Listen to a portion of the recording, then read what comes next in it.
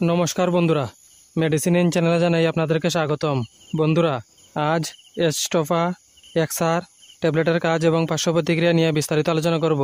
তাই ভিডিওটি শেষ অবধি অবশ্যই দেখবেন এবং চ্যানেলে নতুন হয়ে থাকলে চ্যানেলটিকে সাবস্ক্রাইব করে নেবেন, যাতে ওষুধ সম্পর্কে সঠিক তথ্য সবার আগে আপনারা পেয়ে যান। এস্টোফা এক্সআর 11 mg ট্যাবলেট এটি তৈরি করেছে সান ফার্মাসিউটিক্যাল ইন্ডাস্ট্রিজ লিমিটেড। এটি যে উপাদান দিয়ে তৈরি করা হয়েছে তা হলো টফাসিটিনিব 11 mg। এটি একটি স্টিপে 10টি ট্যাবলেট থাকে। এস্টোফা এক্সআর ট্যাবলেট মাঝারি থেকে গুরুতর rheumatoid arthritis, psoriatic arthritis, ankylosing spondylitis এবং আলসারেটিভ কোলাইটিসের চিকিৎসার জন্য ব্যবহৃত হয়। এটি প্রদাহ কমিয়ে জয়েন্টগুলোতে ব্যথা, কোমলতা এবং ফুলাভাব কমাতে সাহায্য করে। এটি হাড় এবং জয়েন্টের ক্ষতির অগ্রগতি ধীর করতেও সাহায্য করে। এই ওষুধ সেবন করার নিয়ম হচ্ছে প্রতিদিন একটি ট্যাবলেট খাওয়ার পর খেতে হবে। এছাড়া রোগীর সমস্যার উপর ভিত্তি করে ডোজের পরিবর্তন করে থাকেন চিকিৎসক।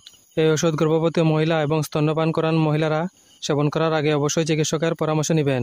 এই ওষুধ সেবনে সাধারণ কিছু পার্শ্ব প্রতিক্রিয়া দেখাইতে পারে, তা হলো মাথা ব্যথা, ডায়রিয়া, উচ্চ শ্বাসনালীর সংক্রমণ এবং সাধারণ সর্দি। যদি এরকম সমস্যা দেখা দেয় তাহলে ওষুধ সেবন বন্ধ করে অবশ্যই চিকিৎসকের পরামর্শ নেবেন। বন্ধুরা, ভিডিও ভালো লেগে থাকলে লাইক, কমেন্ট, শেয়ার অবশ্যই করবেন। ধন্যবাদ।